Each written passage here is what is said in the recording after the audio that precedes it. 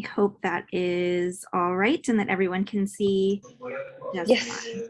Great, thank you so much. So I'm going to go ahead and get started. I want to first thank you for the opportunity to present my research today. I'm very excited to share that with you. Before I get into the research, I do want to do a quick Indigenous land acknowledgement to recognize and honor the history and people of the places around us. I am joining today from Washington, D.C. in the United States, and this land is unceded and has been stolen from the Nacotchtank and Piscataway people who lived here and stewarded the land through generations. So I just wanted to start with that acknowledgement to pay respect to the elders, both past and present. Thank you. So any research begins with the known experience, and we have to understand the factors that influence the incidents that shape our lives. I decided for this study to focus on the lived experiences of people who are similar to me. I myself am a white, able-bodied, non-deaf, straight, cisgender female belonging to the upper middle class living here in the United States. I now work as an interpreter researcher and educator at Gallaudet University, which is the only liberal arts college in the world focused on educating deaf and hard of hearing students. But I'm also an academically trained, nationally certified community interpreter. I first learned American Sign Language, which is the sign language that we use here in the US, in high school in a classroom setting. So with this study, I actually focus on the interpreter as a person, which is very fitting for today's conference. And that person possesses a professional identity. So identity answers the question of who do I think I am, who do I say I am, and who do others think I am? So this topic is particularly relevant because it draws on the human element of community interpreters by focusing attention on their experiences.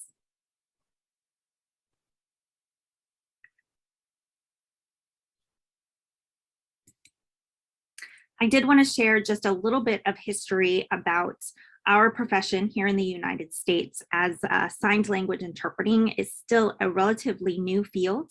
It was established as a paid profession in the 1960s here in the United States.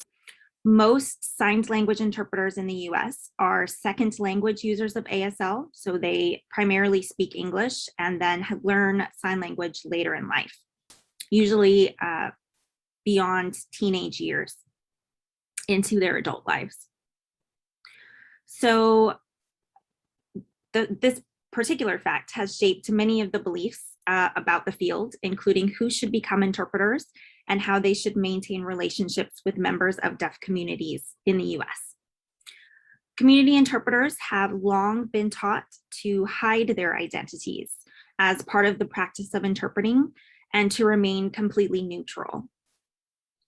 However, I believe that this is actually impossible, as many researchers believe, to maintain neutrality while interpreting. So our identities do flow into our interpretations and how we interact with consumers of our services. Current research in translation and interpreting studies focuses on the process of interpreting, the product of an interpretation, and the role of an interpreter in an interpreted interaction. However, the research does not address the interpreter as a person, with all of the complexities that make up an individual. Looking again at the conference website, I was struck by the quote that was shared by Pim, who said, people with flesh and blood bodies, interpreters or translators, if you prick them, they bleed. We are people, we are not linguistic machines. And so my study really focused on the person behind the interpreter.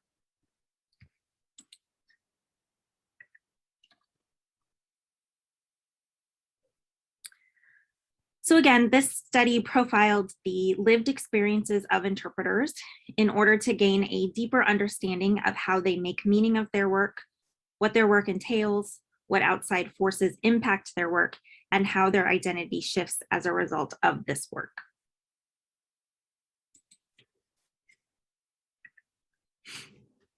So I'd like to share with you my original research question.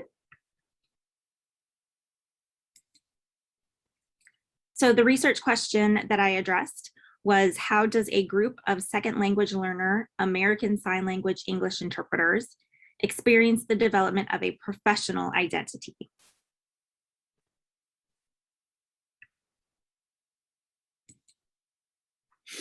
So to understand the research question, we first have to understand a definition of professional identity. Using an interdisciplinary approach, I created a definition that mirrors social identity while taking into account 3 different themes of professional identity, first identified by Gibson, Dolleroyd, and Moss in 2010. Those 3 being self-labeling as a professional, integration of skills and attitudes as a professional, and a perception of context in a professional community. So this informed my operationalized definition of professional identity, which I'll share with you now.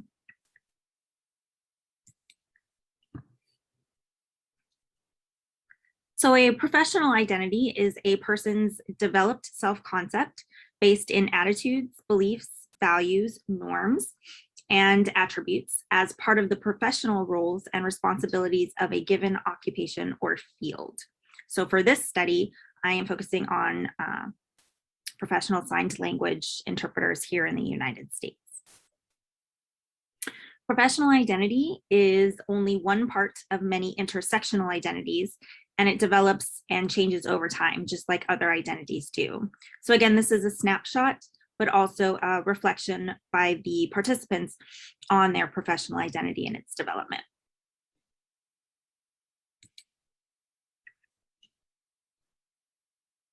So now just a bit about the study. There is a growing body of work using qualitative methods in the field of translation and interpreting studies, which offers a rich variety of analytical stances. This study used a hermeneutical phenomenology as the approach. And phenomenology itself is the study of experiences with the research goal of finding meaning of a particular phenomenon through the lived experience of another from their point of view. The goal then is to interpret these experiences rather than just define them. So I basically collected stories and then interpreted those stories myself.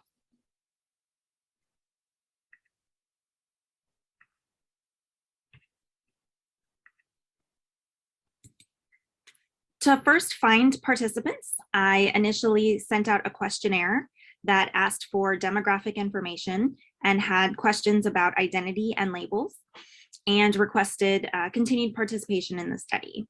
I had 100 original respondents of signed language interpreters from all over the United States.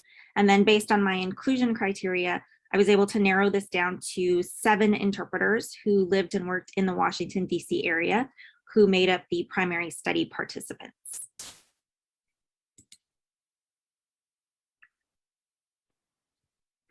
So this is a bit about those participants.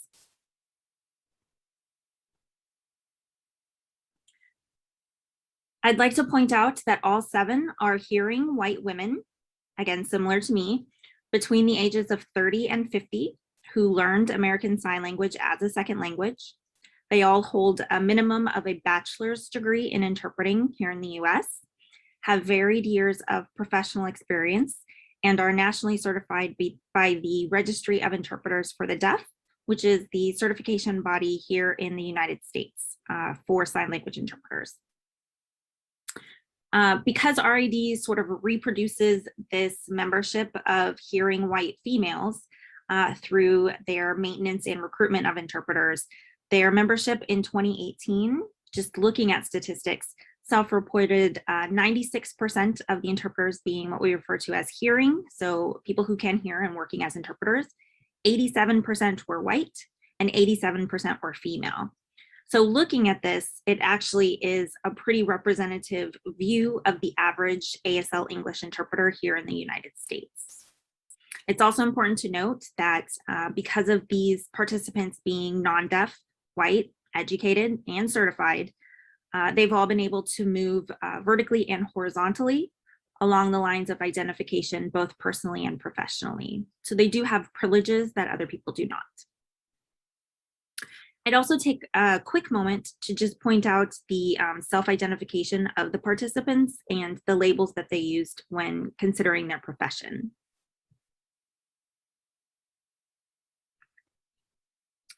Now, just a bit about my data.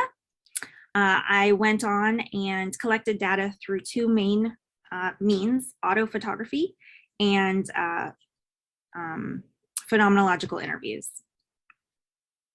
So starting with autophotography, I basically asked the interpreters to take 5 pictures that answered the question, who are you? And I'd like to go ahead and show you some of their responses to that question. You'll note that these example photographs all somehow relate to their connection with the deaf community or as interpreters. However, that wasn't part of the prompt, but it did show up in all of the participants.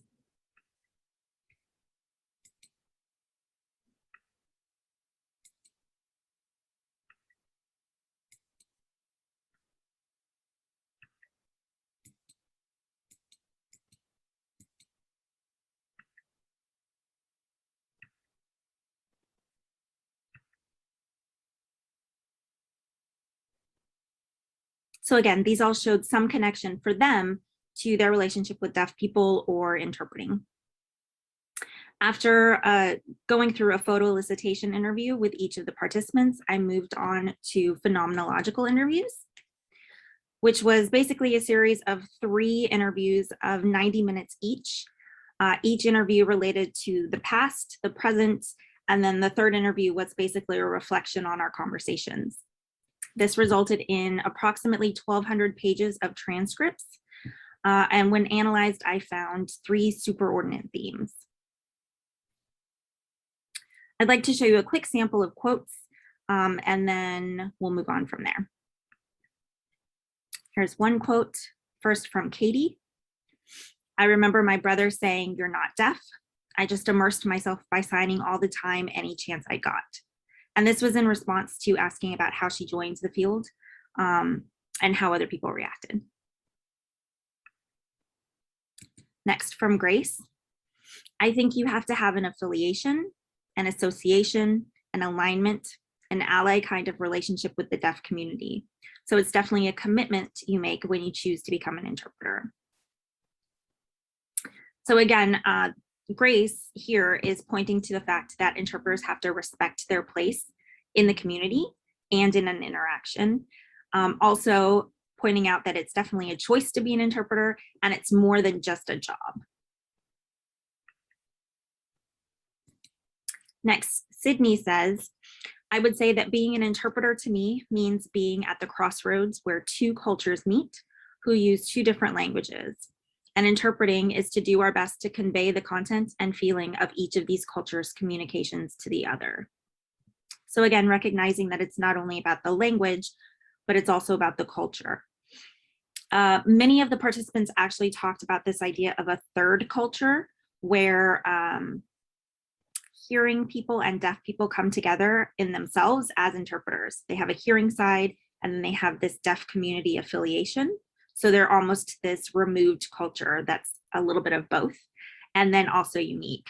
And this is mirrored by a researcher here in the US, MJ Bienvenu, who talked about this third cultural idea back in 1987 and explained how interpreters who are in this third culture space actually have to give up their identities as either being deaf or not deaf and have to sort of disassociate with that to be in this third space. I'd like to explain just a little bit more about how I analyzed the data and then the main themes that showed up. First, I used in vivo coding. So basically just going through quotes from the participants. This led to 25 different knots is what I called them. So I had these threads, which were basically the quotes. I formed those into the knots, which were basically sub-themes, and those eventually became themes, the overarching themes of which there were 3.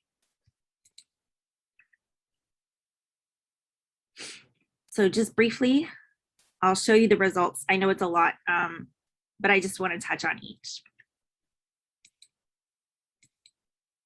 So here you'll see the first superordinate theme, which was the work as an extension of self, meaning that there is this sort of body of knowledge that you pass down from one generation of interpreters to the other, and you create connections within the field. And in addition to that, the work actually being more than just a job.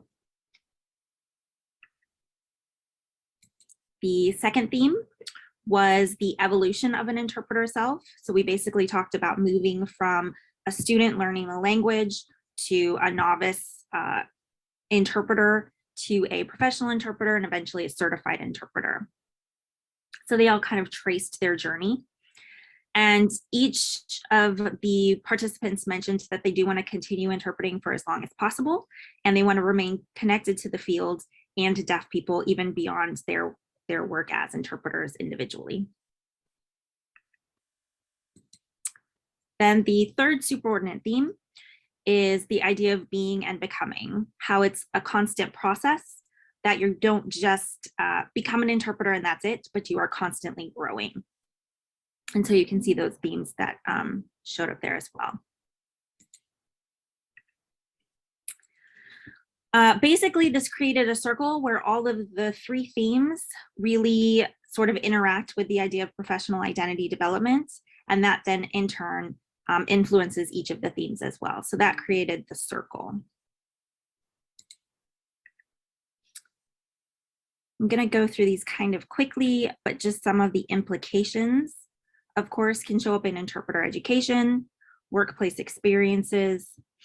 We can look towards the development of bonds within interpreter institutions, and also understanding and integrating how people kind of work with deaf people and how their identity shifts as a result.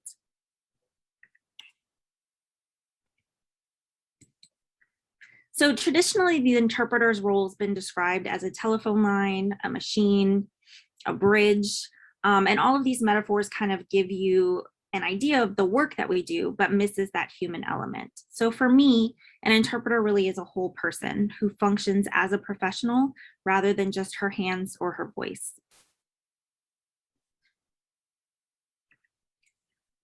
So I'd like to remind you that as interpreters and interpreter researchers yourself, the work is definitely you.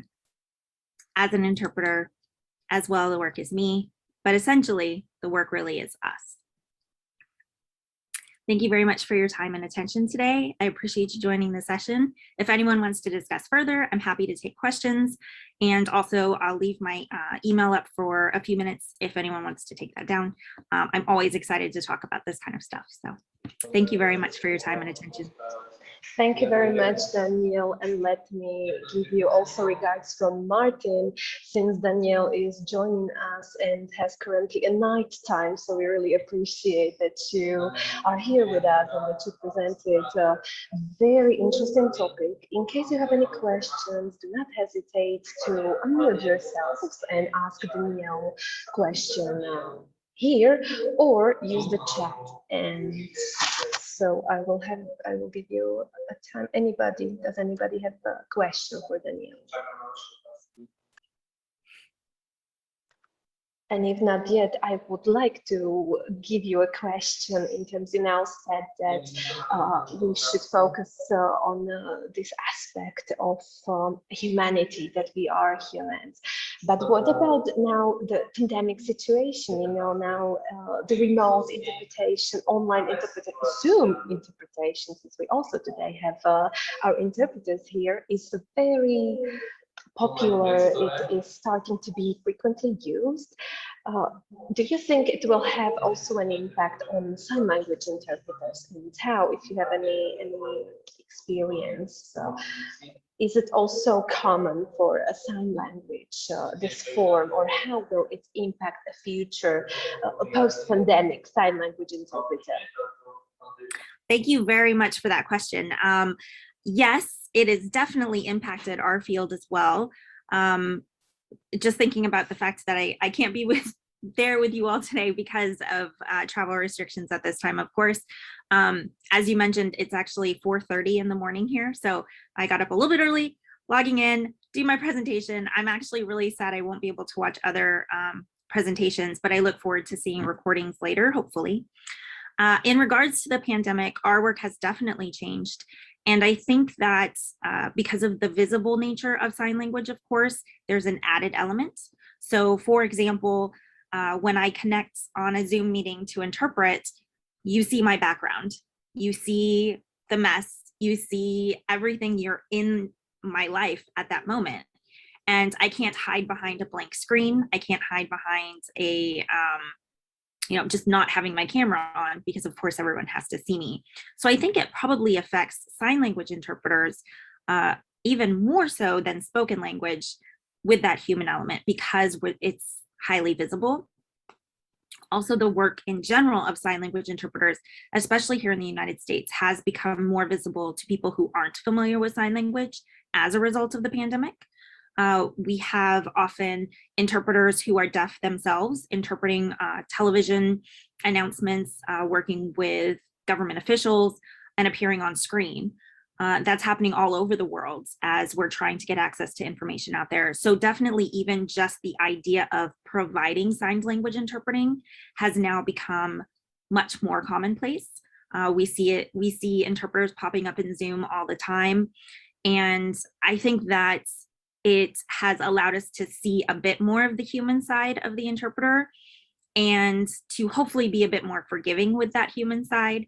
Again, I think there's so much emphasis on us trying to be machines and trying to be professional and trying to be neutral that we really do miss out on, I'm a person first. And so if nothing else, I would hope that the pandemic has helped to remind us a bit of that fact. Yeah.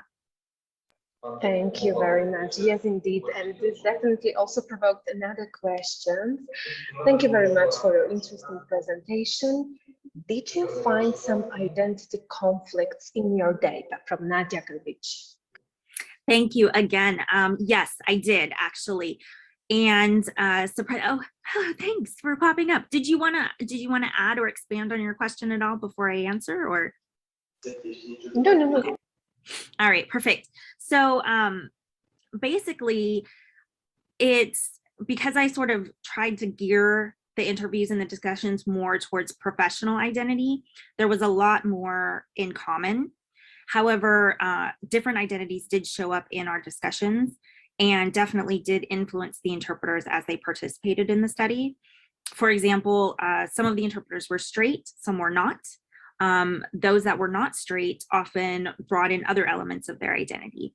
There was one interpreter in particular who actually likened her career to sort of coming out of the closet, which I found very interesting. And her talks of being sort of, which is common, this sort of like shame that surrounds being a hearing person, a person who can hear, learning sign language, and then learning about all of the atrocities that hearing people sort of bring on the deaf community, and then taking that on, causing conflict in their own identity as a hearing person who knows sign, who becomes an interpreter, definitely showed up as well.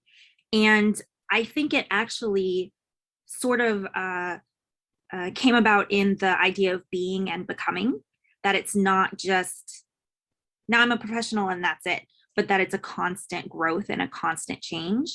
And so some of that conflict is able to be resolved over time because of that consistent change and growth. I hope that answered your question a bit. Thank you. Okay, and the schedule allows us to ask you one more question.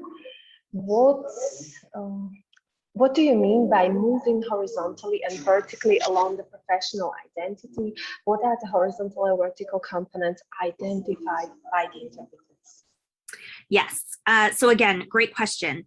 I can answer that maybe briefly a bit with the idea of kind of current situations in the US, thinking about identity in general, especially thinking about privilege and prestige, who is given attention, who has access to resources in our country.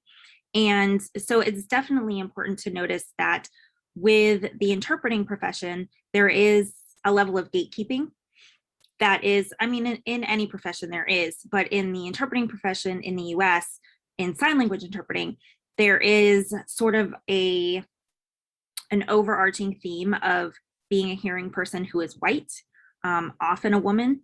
And so even though women in the US are a marginalized group, white women are not as marginalized as Black women, for example, so they have more access to resources.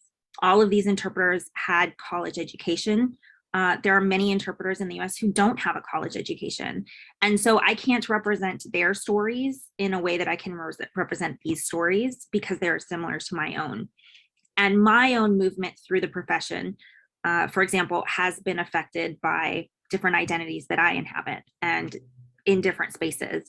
So it's just how we sort of move about. And the horizontally and vertically is sometimes I move from one position as maybe a staff interpreter in an agency to a freelance interpreter. So it's more of a horizontal shift. I'm still a professional. I'm still interpreting, but it could also be vertical in terms of moving from like a non-certified interpreter and then moving up to a certified interpreter. So it's more of a stratified approach. Thank you. There is one more question, but since we have to follow the schedule, please, Yes. Danielle, if you would check the chat and maybe answer the question in chat. Thank you very much once again for your wonderful presentation. And now let me introduce you to the second speaker of this session, Karolina Siwek. She is a PhD student at Jan Długosz University in Poland, and she's interested in sociology of translation in interpreting in 19th-century Poland, which is the field within she will, in relation to this field, she will present her research, who was a literary translator in the 19th century Poland, and she will try to reconstruct the literary translator history. Once again, Karolina, 15 to 20 minutes for your presentation, then there will be space for discussion. Please, the floor is yours. Thank you. So good late morning for everyone once again. I will share my screen to show the presentation. Is it visible? Yes. Yes. So we can start, I think. So my today's topic will be who was a literary translator in the 19th century Poland. It will be quite similar presentation to the previous one, but the subject will be concerned 2 centuries earlier. And first of all, I have to say that the 19th century was a crucial moment in the history of Polish literary translator. It was then that the translation stopped being reserved only for writers and poets, and the difficult socio-cultural situation paradoxically influenced the development of the profession of the literary translator. And the aim of my today's presentation will be showing how the situation of literary translators in Poland in the 19th century was changed, and answer the question, who was a translator at that time? My research was possible to conduct thanks to achievements offered by the Sociology of Translation, which provides the necessary tools to investigate the issue of literary translators in a diachronic terms. So by using the biographical methods of research, it became feasible to embed a literary translator in a social, cultural, and historical realities. And thus, to better understanding the trends guiding the development of this branch of this profession, so the analysis of the biographies of individual translators allows the history of translators and the situation in which they worked to be reconstructed. In turn, it makes possible to present the wider perspective and reconstruct not only the history of translations, but also the history of translators in the 19th century Poland. So in my research, I am concentrated on the translators who were committed to translating Shakespeare's and Goethe's works, because those works were in the 19th century considered as the canon of literature, and therefore they were chosen to translation eagerly and very often. So as a result, it is possible to find lots of comments about them. I mean them as a product translation and their translators as well. Furthermore, the early 19th century in Poland was the time of the birth of Romanticism, and the texts by Shakespeare and Goethe were ideally suited as a source of inspiration for this development, for development of this new literary trend. So to begin, I will outline the socio-cultural situation prevailing in Poland in the 19th century, which will allow for a better understanding of the non-textual aspects influencing literary translations and the translators themselves. So in the 17th century, Poland was a prosperous country in a quite good financial situation. But within this time, there was an unexpected economic crisis first, and then the political one. So as a result, in the 18th century, 3 partitions took place. And as a result, Poland lost independence and disappeared from the map of Europe. The partitioners were Austria, Prussia, and Russia. There were 3 partitions, the first one in 1772 and the last one in 1795. So we can say that Poland disappeared for next 123 years. And the third partition of Poland ended the existence of this independence. And immediately after that, the occupying powers forced many Polish politicians, intellectuals, revolutionaries to emigrate across the Europe. And this phenomenon was called later the Great Immigration. And these Polish nationalists participated in uprising against Austria, Prussia, and Russia in the former Polish lands, and many would serve France as a part of Napoleon's armies. So in addition, Polish poets and artists would make the desire for national freedom and defining characteristic of the Polish Romanticist movement.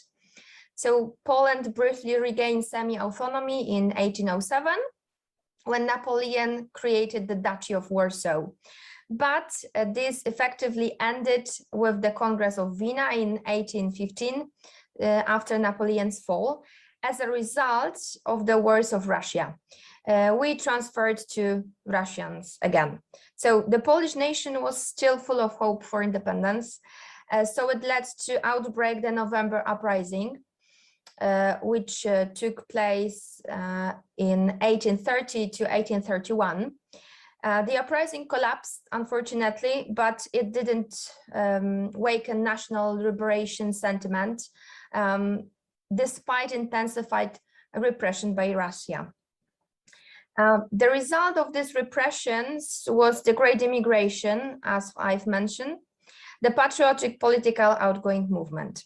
The immigrants were mainly Polish nobility, insurgent soldiers, members of the national government, politicians, writers, artists, poets, members of intelligentsia. France was the center of the immigrants, while smaller ones were also located in Saxony, Ruhr, Belgium, Great Britain, Switzerland, Turkey, or United States. The post-industrial repression affected all strata of Polish society. The breakthrough after the shock of the Spring of Nations was characterized throughout Europe by a rapid increase of industrialization and urbanization, which was associated with an increase in the number and strength of the working class and the intelligentsia, which was a new social group in Poland at that time. And thus, with the emergence of a new quality group more oriented towards social than national liberation. In the second half of the 19th century, the center of anti-Russian resistance became Warsaw, where since 1860 numerous patriotic demonstrations took place, increasingly brutally dispersed by the Russian army and so on. So in 1863, there was another uprising called January Uprising, and unfortunately, this one also collapsed, what had a great influence on poets, writers, and the social Polish society. And as a result of this uprising, there were more and more repression again, and it was not only in the partition which was governed by the Russian, but also in the two others. So in the partition which was ruled by Prussia and Austria as well. So the memory of the uprising revived patriotic sentiments in the following decades, although the first few years took away the remnants of hope, which affected the cultural and literary life of the Polish nation. Although Poland didn't exist in the 19th century, it's present in the present form. So I will use Poland for a sake of simplicity, I would say. So I wouldn't tell that Poland under the partitions, it would be easier to say Poland. As non-textual aspects of translators' work and translators' activity can be considered at that time in general as well, but at that time especially as a social, cultural, and political. And these are wide-ranging aspects that are interlinked, complement and permeate each other, which makes it difficult to draw clear boundaries, for instance, between cultural and political aspects. In addition, it is worth mentioning that the social aspect is also possible to include linguistic and cultural issues, which are inevitably in society. Social issues also interweave with political issues, especially in the case of 19th century Polish lands, because society was divided into three partitions, which was a political issue with a strong impact on the society, but also on its language and culture. In the 19th century in Poland, there was a wide range of social, cultural, and political backgrounds aspects for literary translators' work and for choosing this activity by certain people. So it's time to answer the question, who was the translator at that difficult time? So the first of all, at that time, language learning was available only for people from affluent families who could afford home education. And home education was a situation in which they were able to learn foreign languages and met foreign literature for the first time. I need to say that translation was treated as a lexical and grammatical exercise, not only in case of learning foreign languages, but also in case of Polish language, because in face of Germanization and Russification, Polish language disappeared from formal education, and it was banned by partitioners. In fact, in early 19th century, there was a dispute between classics and romantics. So the classics supported rules for the creation of literature subordinated to ancient principles. And the romantics were, as a rule, representatives of a new generation who turned to spirituality, rebellion, folklore. So the romantics needed inspiration to develop their trends.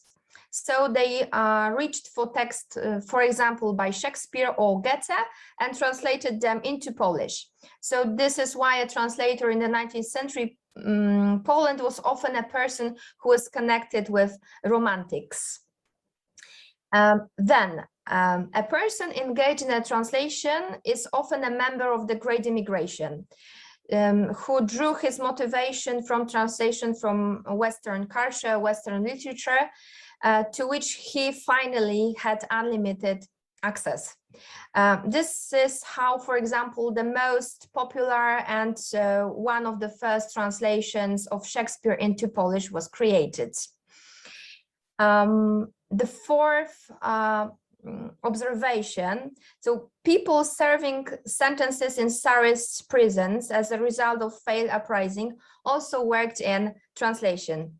For them, translating was a way of killing time and providing intellectual entertainment. Then the translation in Polish were usually done by patriots for whom the Polish language and culture were important. At the beginning of the 19th century, translation was criticized and described as a waste of time that could be spent on creating original patriotic texts.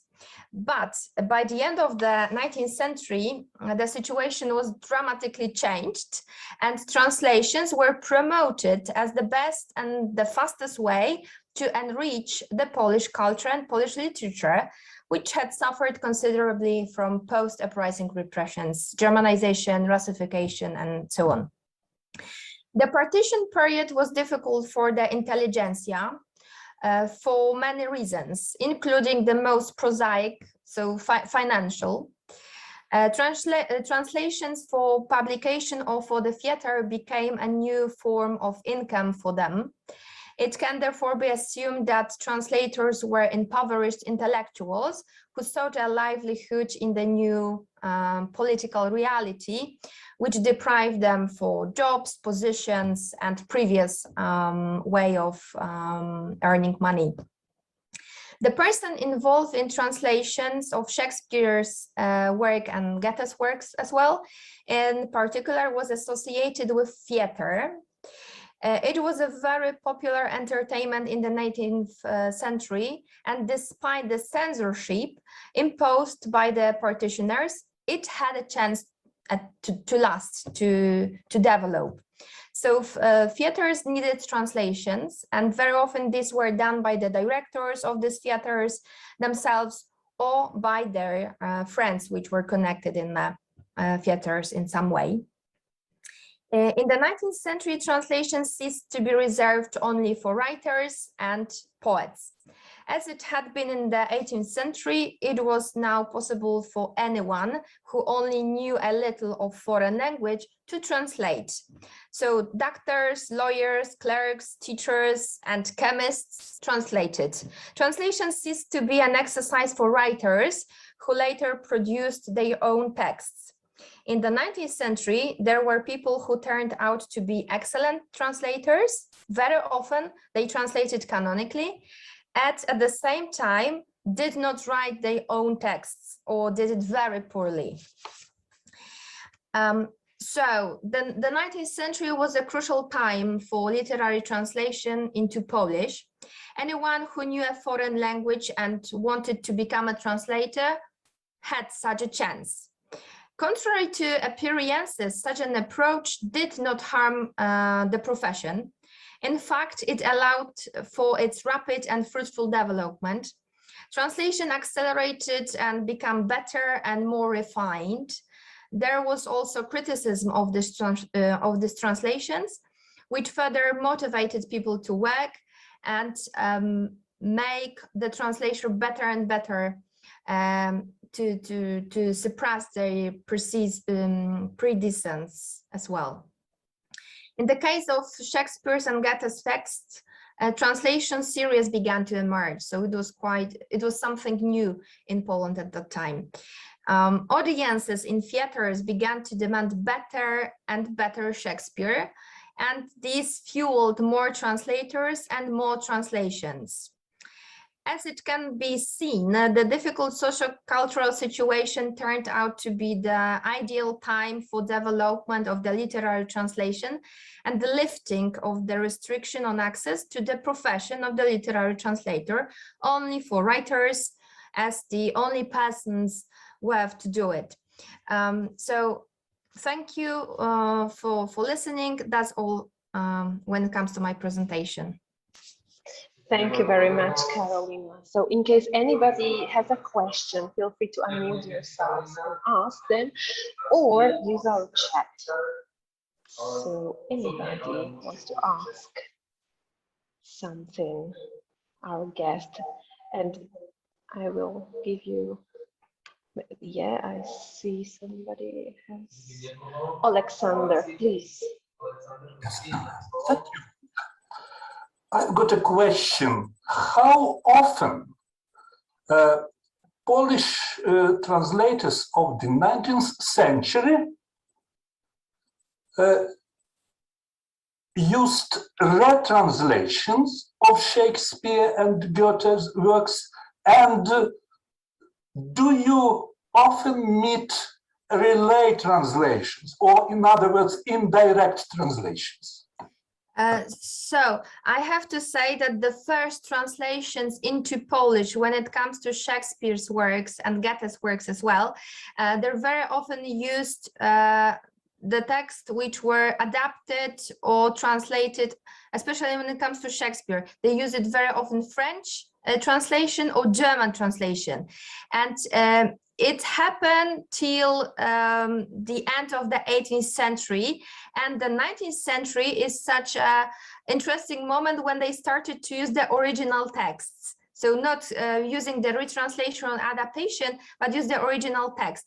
Of course, I have to say that the next translators use, or maybe I would say knew the previous one, and we can also observe it when it comes to the text, that they get to know very well what the previous translator done, how to solve some issues.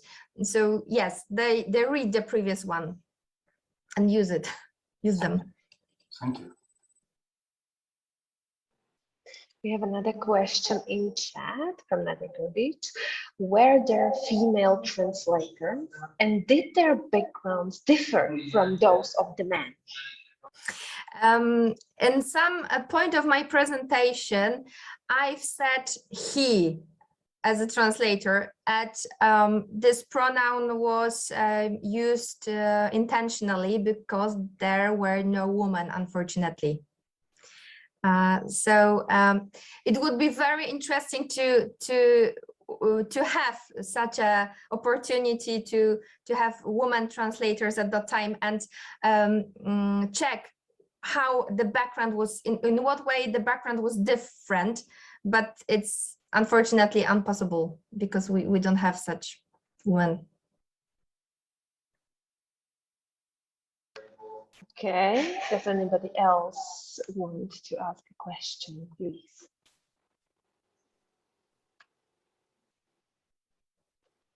Or maybe if not yet, let me ask one personal question maybe. What attracted you to study this very period, 19th century? What attracted you? I've decided to make my research at the time because in the 19th century we can observe the very vivid border between the old trends when it comes to translation and the new one. And as I've mentioned within my presentation, even in the beginning of the 19th century, the climate was totally different, but at the end of the 19th century, we can observe totally different point of view on the translator, translation itself, and I personally observed the moment in which we can see a born of the literary translator, in fact. Before it was only for writers, poets, and people who work with literature. But then it totally changed. So therefore this 19th century is interesting for me. Thank you. There is one complementary question to the previous one. Did they maybe use male names? Unfortunately not. I've checked it. I've checked as well some nicknames. There were a couple of translators who used nicknames. For example, there was a priest, Hołowinski, who used a nickname because of problems with church, because I could say that his boss was very not satisfied that Hołowinski worked on it as a translator, and therefore he uses some nicknames. But when it comes to the woman, unfortunately not. Another question from Gabriela. Was there a particular language which served as the main source language at that time? English, German, Russian? As I've mentioned, at the end of the 18th century, I would say we as a Polish, we used not the original, but in the case of Shakespeare, we based on the French adaptations or German adaptations. But the 19th century is the moment when translators started to use the original English text when it comes to Shakespeare, and German when it comes to Goethe.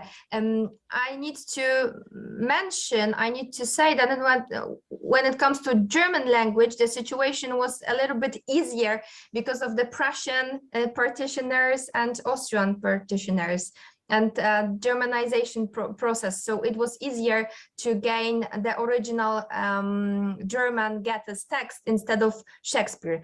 But within a time, and also I've mentioned about the Great Immigration, which was a time when we had a chance to get the original Shakespeare's text to translate. So it was in this way. We have one more remark from Professor Kosa, and please, our interpreters, interpret this. Professor, you can ask. Pýtajte sa. Len vás, ja vás nepočujem, sekundu. Nie je vás počuť, pani profesorka. No, môžem? Môžete. Nech sa páči. Počuť. Ja som len chcela pripomenúť Karolíne, že keď hovorila toľko o tých mimotextových súvislostiach, tak nemôže neuvažovať v tomto prípade to širšie. Ona síce hovorila, že sa delilo, ale nepovedala, že sa vlastne rozdeľovalo nie len Poľsko, ale to bola Žeč Pospolita, hej, to bola aj Litva. Hej?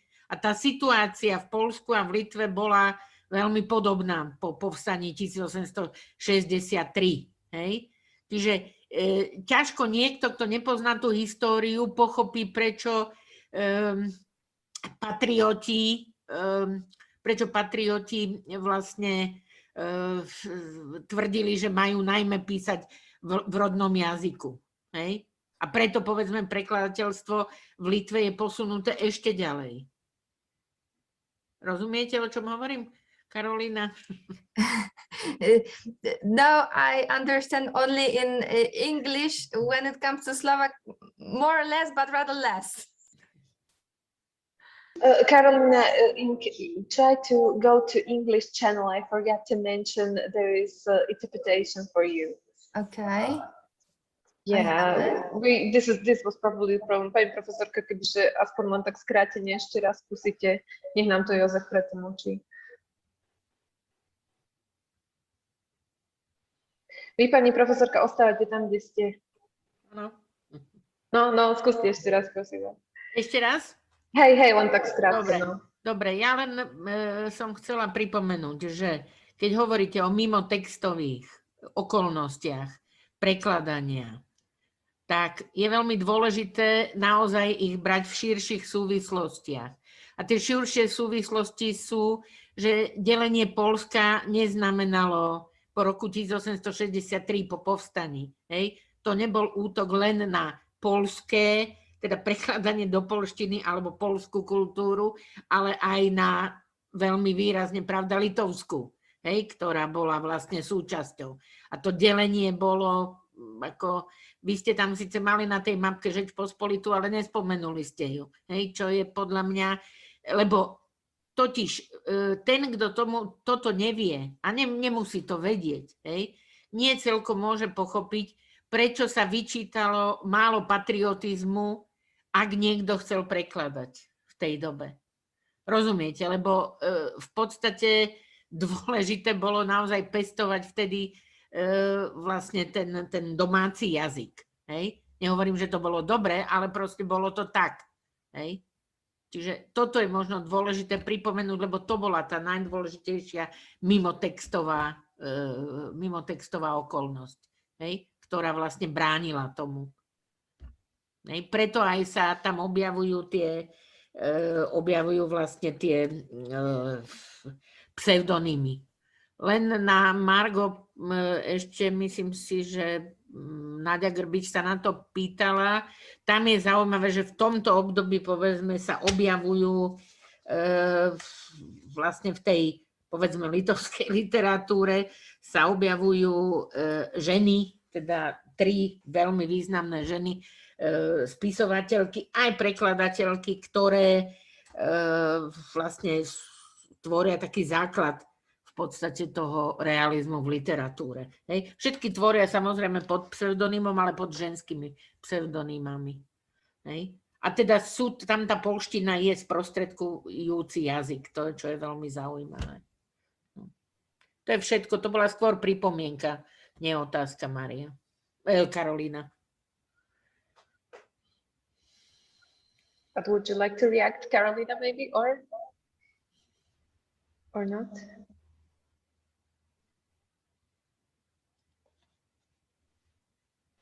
Well, maybe if not, in case you have some more questions to Karolina, feel free to write them in the chat.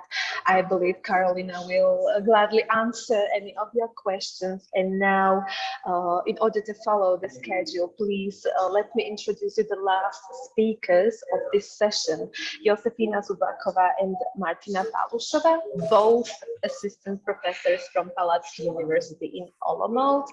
Josefína works at the Department of English and American Studies and Martina's Department of Slavonic Studies, and they today will present their research focused on the translator with using mixed methods in theater translation research. Again, 15 to 20 minutes. In case of interpretation, please join the respective channels. If you want to listen to English, stay in English channel. If you wish to listen to Slovak, go to the Slovak channel, and feel free to ask your questions in chat and afterwards via microphone. So please, Martina and Josefína, the floor is yours. Okay, thank you very much for your introduction. So I'm going to share the screen now. I hope here.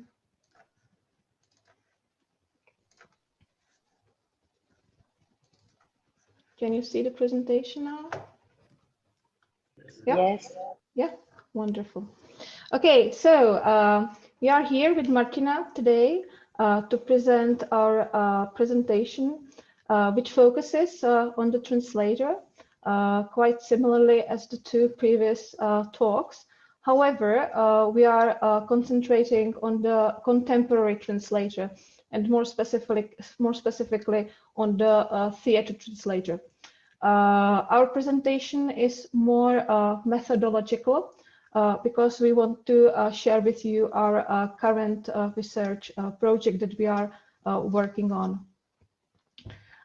In our research, in our ongoing research, we are, as I have already suggested, focusing on the theater translator, and our aim is to research the role and position of Czech theater translators in the theater translation process.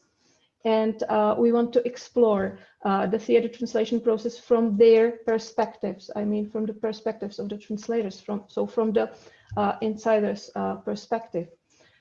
We are deriving from the theoretical framework of sociological approaches. I may mention here, for example, Sirko Aaltonen's study, sociological study on theater translators, published in 2013. In which she has used mostly the actor network theory, or Marinetti and Rose's ethnographic research published in 2013. Or we may also mention here Geraldine Brody and her book on theatre translators who have been translating for London stage. We have come to this project from our previous research. We have already done research into drama and theatre translation in the Czech Republic. In our previous research, we have mostly concentrated on the quantitative research and mapping the Czech theatrical system. It's my research that I've done, and Martina, she has done research on Russian translation and Russian translators from Russian into Czech, and she have mostly looked into the text analysis, but she's also done the quantitative research. She's done the questionnaires with the translators from Russian. We found out in our previous research that through these methods we are not able to define the role of the translator in the translation and staging process, and we are not able to analyze or describe the influence of the translator on the final work due to the character of theatrical translation. Thus, we have decided to change our research methods, and we have started employing the qualitative research methods in our research. Currently, we are using both. We are using both the qualitative research methods and quantitative research methods. As I already said in our previous study, we did the theater database microanalysis, so we know what kind of plays get staged in the Czech Republic, kind of translated plays get staged in the Czech Republic. We have mapped the Czech theatrical system so far, and we are using mainly with the Arts and Theatre Institute database of staged translations. We also are using this theatre database for microanalysis of particular translators. And as I already said, we have already conducted some questionnaires with the translators as well.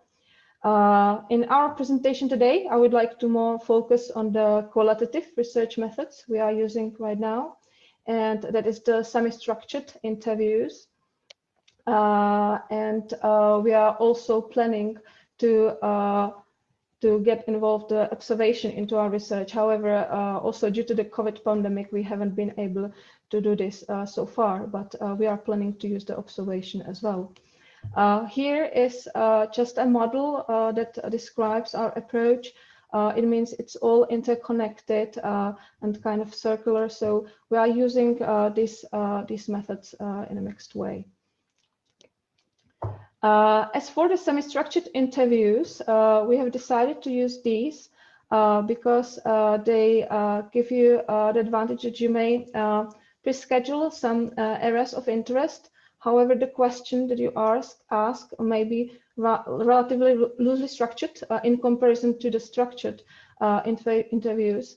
And so we are using these to conduct the interviews with the theatre translators. In general, the semi-structured interviews have several pros. It's a flexible method.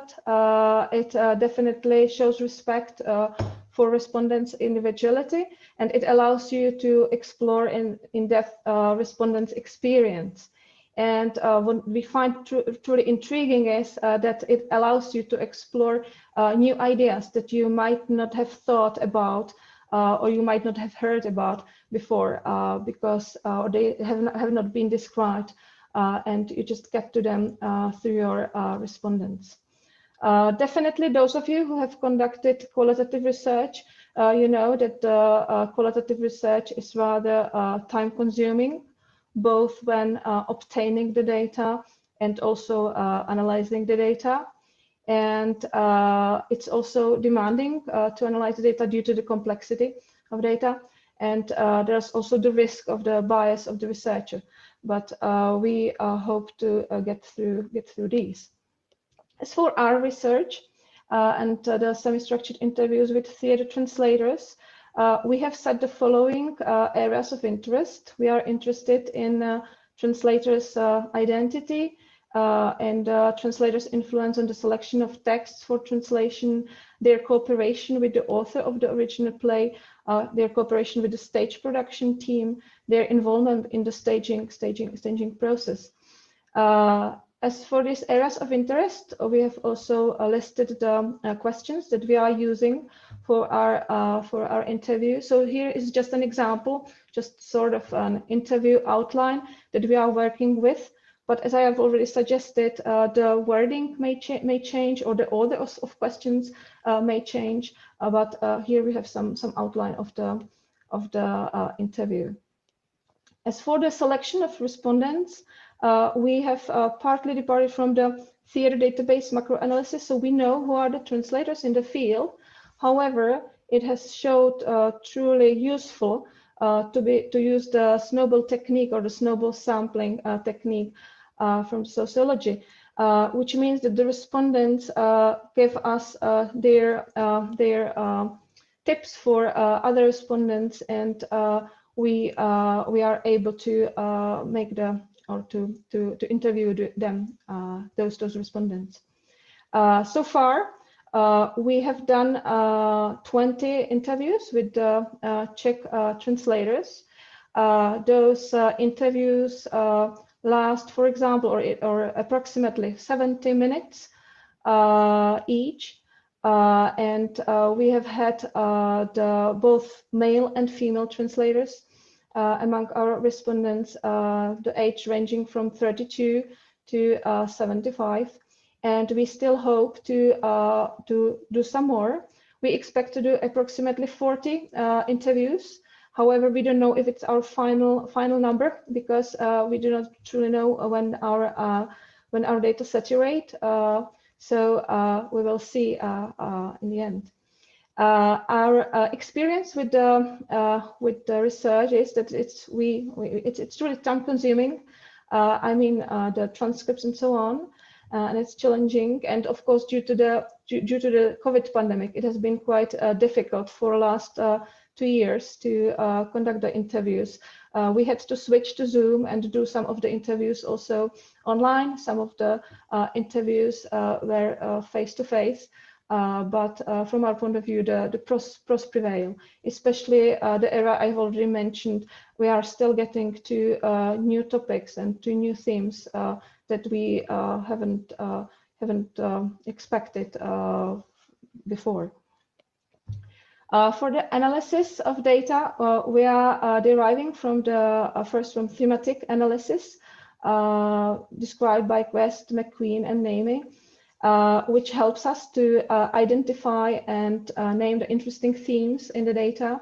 We code the data and we generate the themes. This method is rather flexible and accessible. And for a more focused analysis, we derive from the grounded theory method. We are again coding the text using the open and axial coding predominantly. And it allows us to come back to our research questions, because this is not just only a method of analysis, but it's a constant verification of our research questions. It's I'll show in a little while. Here is an example of an interview. How we do it we are using the software Atlas TI. On the right side, you may see the codes. On the left side, where there are the colors, the frames that are I don't know, red and blue, those show you the Vivo codes. It means like the main topics. And the yellow part shows the fragments, the themes that are reappearing and that are interrelated with our sub-theme, or with the category that we are researching. In a way, we have the research question set at the beginning of our research. We go through our data collection, transcriptions, and the preliminary analysis, and it takes us back to the research question and to refining this research question. So it means that it's a kind of looping model of analysis. Our original research question was what is the role and position of the theater translator in the translation and staging process. And currently we have come to several sub-questions. For example, how do the translators identify themselves? What is the amount of the translator's participation in the staging process? Does the translator influence the choice of the text, and so on and so forth? But now I would like to share with you some of the data and some of the findings. So I'm going to zoom into the first question about into the translator's self-identity, and I will proceed with this particular sub-question. So we have asked our translators what would they say what is their profession, and whether they consider themselves translators. And these are the questions we have got. We have them here translated for you. Obviously the answers from the translators are in Czech, but you get here the back translation into English so that you can understand. So the first translator answered, this is a hard one, whether I see myself as a translator, as I have never studied to be one. I am beginning to think of myself in these terms, as this is how I am referred to by the media or in the program. I am a full-time translator. I don't play any other career if things go well. How did I get started? My father is a theater director, and I have been surrounded with theater since I was little. By the way, this is not just an answer to this question. This has been the fragments that we have put together for you so that you can see the theme reappearing here. And we have labeled this translator, by the way, female, an in-house translator, somebody who truly makes living via translating theater plays. And I must say that this is a very rare case in the Czech theatrical system. So far, we have got only one person like this who would truly make a living through translating theater plays. More common case is a person or a translator who combines the profession. Here we've got a translator, editor. The person says that he would go more with the editor, or his ideal is if he worked like half a translator, half an editor. He says it here is the best, as I see it, is to work half and half concerning translating and editing. However, the person, this male translator, admits that he earns a living from the royalties from translation. So we have labeled the person the translator editor. The next example. A person, you have already seen this answer before on the slide where we were showing you how we are coding the text. This is the person who could be labeled an editor, translator.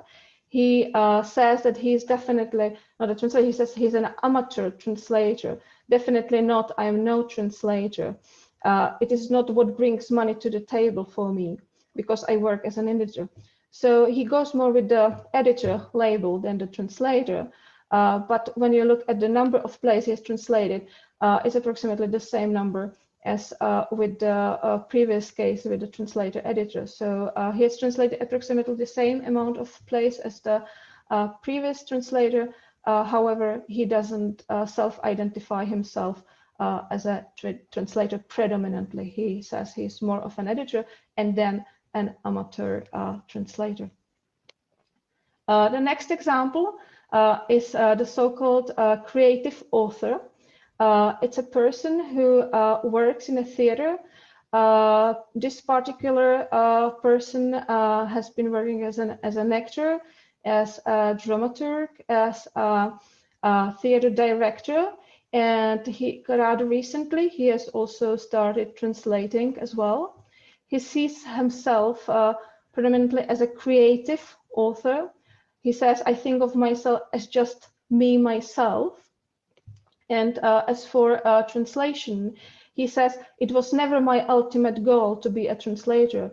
In my case, it's related to the concept and to the fact that I want to say something that I do to do the translation for myself. So he has just added one more profession to his profession, and he's working in a creative way with the text. So far, from our preliminary analysis, we have derived these categories. We can see that there are some full-time translators, or I must say there's only one case of this full-time translator, as I already mentioned, the in-house translator, and most of the theater translators in the Czech Republic are part-time translators, and they combine their profession of a theater translator with either a theater-related profession, which means that they are mostly dramaturgs, directors, editors, actors, or theater agents or dramatists, or they are combining their work, or in this case, very often they call it only a hobby, with the non-theater, non-related profession. We give here some examples, like we interviewed a civil servant, we interviewed a radio broadcaster, and there are more people and more professions to come. But these people are usually have their primary profession somewhere else, and they do the translation more as a hobby. Well, what we do believe to do in our research, we hope that using the combination of qualitative and quantitative data will help us to describe the theater translation and staging process. Using the qualitative data will help us to describe the process from the perspective of the translator, of the insider, and we think that this really gives us a valuable data on the translator's perspective and how the process truly works, or works in reality. We are analyzing through this method. We are analyzing the role and position of the translator in the theater translation process, whether he or she is involved in the staging process or not. And we are coming to the preliminary conclusions that the typology of translator that we have just shown you or shared with you has the influence on the participation or non-participation, but also on the final text production, or the final stage production of the play. And what is coming from our research, as I've already suggested, we are discovering new themes that haven't been described in the theoretical literature.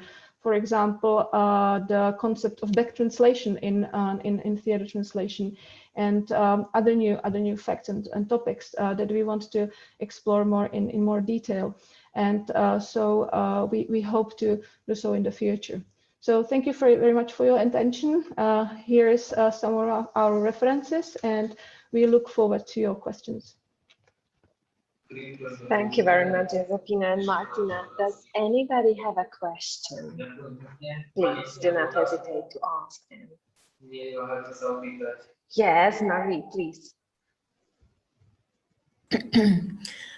Do your respondent deal? Sorry.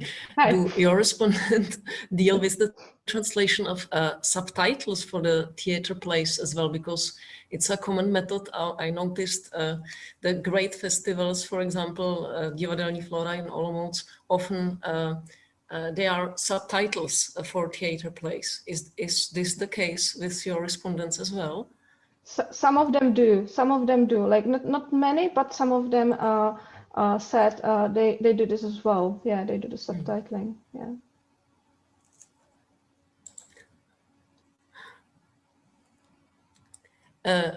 Could I have one more question? Yes, of course. Okay. Is there any interconnection between the literary translation, or do your respondents deal with literary translation as well? Yes, they do. Some of them also translate literary texts as well. But like it really depends who is the respondent. Yeah. But some of them do. Yeah. Thank you. Do we have more questions?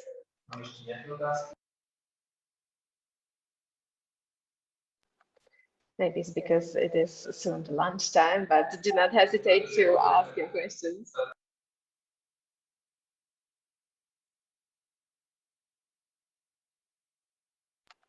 Okay, maybe later, if you will be able to somehow get in touch with Martina and Josefína, please ask them if you will possibly find them here in Zoom or maybe later on.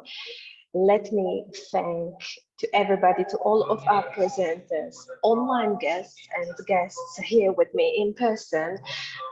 Now we will have a lunch break soon. It was a pleasure chairing this session and enjoy the rest of the conference. See you then at 1 o'clock. So thank you very much to everybody.